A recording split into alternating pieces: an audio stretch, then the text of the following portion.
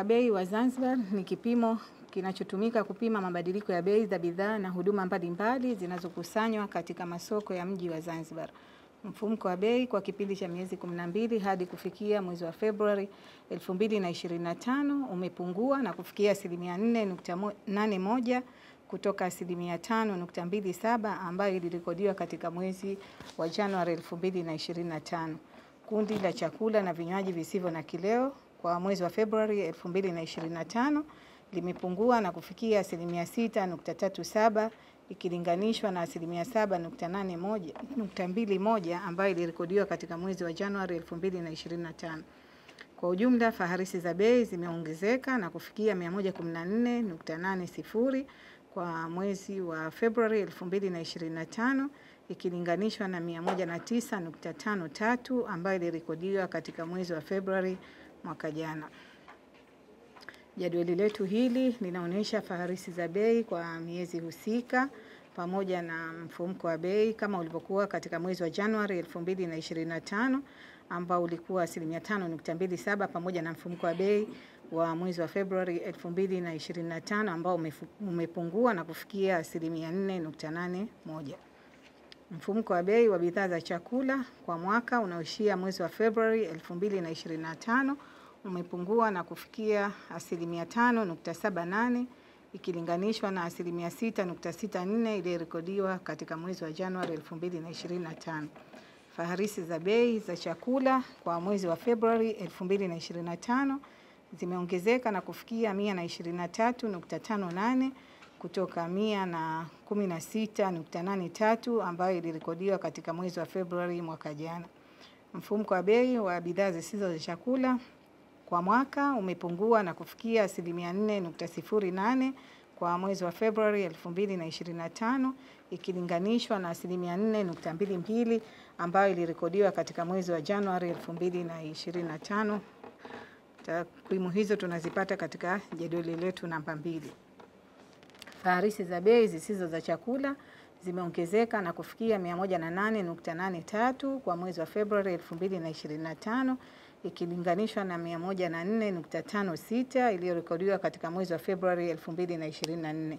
Bidhaa zilizopelekea kupungua kwa mfumuko wa bei wa mwaka ni pamoja na mchele wa mapembe umepungua kwa 7.1, mchele wa Mbeya umepungua kwa 10.3, mchele wa basmati umepungua kwa 1.2, unga wa sembe umepungua kwa 10.6, mkate wa boflo umepungua kwa 3.7, ndizi za mkono mmoja zimepungua kwa 11, ndizi za mtwike zimepungua kwa 7.7, sukari nyekundu imepungua kwa 19 na sukari nyeupe imepungua kwa 19.4. Mafuta ya diesel yamepungua kwa 5.1 pamoja na mafuta ya petroli yamepungua kwa 3.9. Takwimu hizi tunazipata katika jadwali letu namba 3.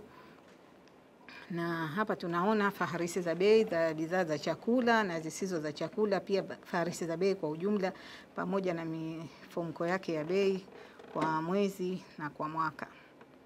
Mfumuko wa bei kwa mwezi na mwezi kwa kipindi kifupi hichi tukiangalia umepungua na kufikia 0.04 ikilinganishwa na 1.86 iliyorekodiwa katika mwezi wa Januari 2025.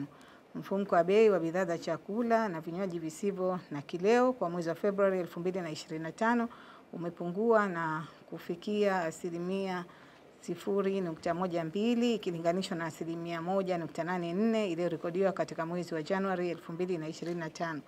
Bidhaa zilizopelekea kupungua kwa mfumuko wa bei wa mwezi na mwezi ni pamoja na mchele wa mapembe umepungua kwa 2.7, mchele wa jasmine umepungua kwa 2.2, unga wa sembe umepungua kwa 3.3, mafuta ya kupikia hapa tunazungumzia mafuta ya sunflower yamepungua kwa 0.1, ndizi za mkono mmoja zimepungua kwa 3 na ndizi za mtwike zimepungua kwa 8.4.